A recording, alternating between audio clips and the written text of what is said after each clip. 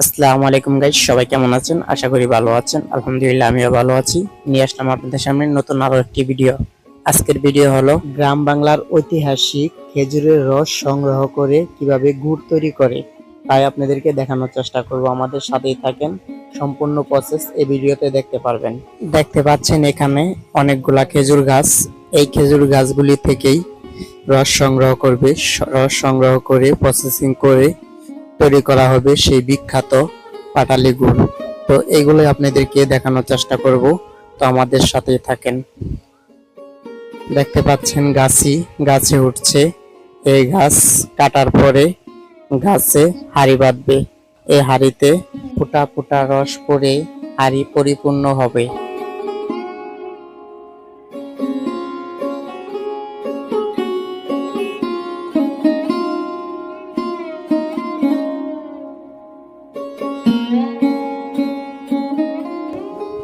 দেখতে পাচ্ছেন গাছে কিভাবে গাছ কাটছে। গাছটি ভালো করে কাটতে হয়, ভালো করে চলতে হয়, না হলে গাছ থেকে রস বার হবে না। এখানে কিন্তু অনেক পরিশ্রম আছে। গাছটি কাটতে গিয়ে অনেক রিস্কও আছে। এই জায়গায় গাছটি সুন্দরভাবে কেটে গাছে হাড়ি বসায় দিয়েছে গাছে। তো ফোঁটা ফোঁটা রস পড়া শুরু হয়েছে অলরেডি।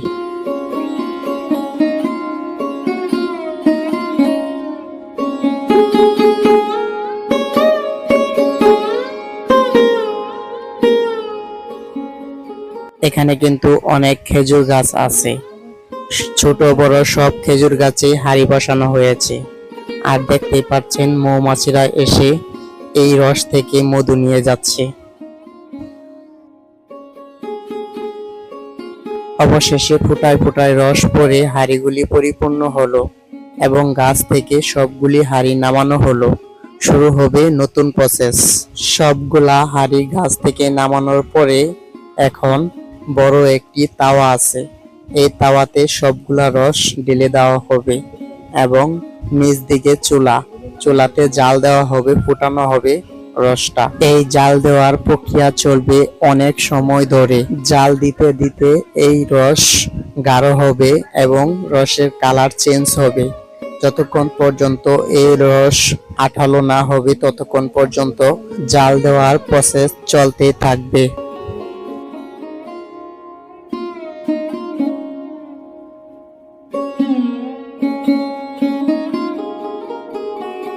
জাল দেওয়ার প্রক্রিয়া শেষ হয়েছে।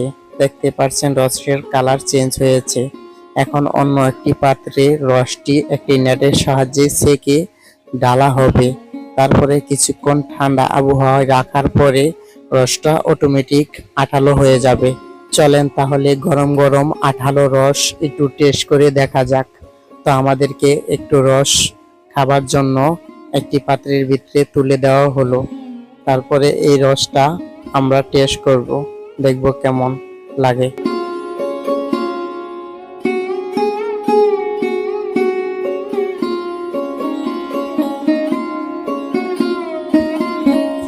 গরম গরম আঠালো রস আসলে অনেক টেস্ট।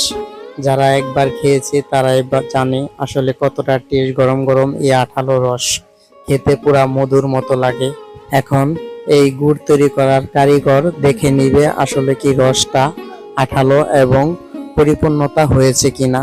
যদি না হয় তাহলে একটি লাঠির সাহায্যে রসটা আরো নেড়ে নিবে, নেড়ে রসটাকে আরো আঠালো করবে।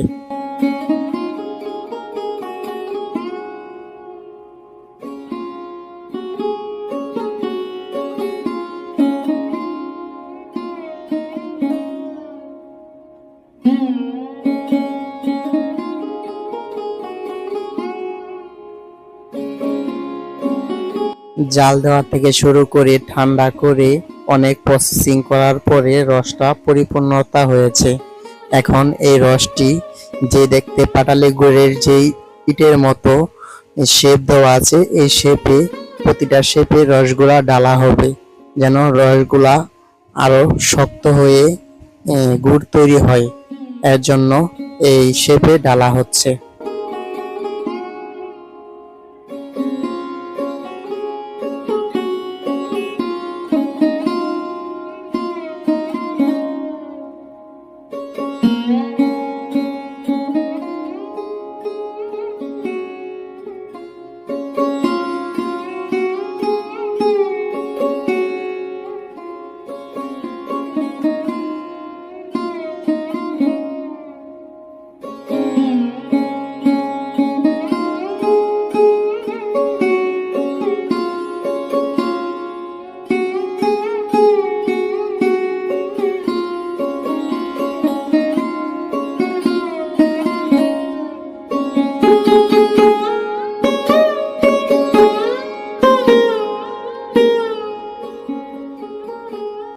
সবগুলা শেপে গুড়টা ডালা হলো। তো প্রতিটা শেপে শেপে গুড় ডালা হওয়ার পরে গুড়টি ঠান্ডা হওয়ার জন্য আরো অনেক সময় ধরে রেখে দেওয়া হবে। চলেন তাহলে আমরা দেখে নিই লাস্ট প্রসেসিং এ আসলে পাটালি গুড়টা কেমন হলো। তো এখন আমাদেরকে দেখাবে এই গুড়টা আসলে কেমন তৈরি হলো লাস্ট প্রসেসিং। তো সব প্রক্রিয়া শেষে তারা গুড়টা বাজারজাত করে পেপার দিয়ে মুড়িয়ে পলিথিনে ভরে গুড়টা বিভিন্ন হাটে বাজারজাত করে।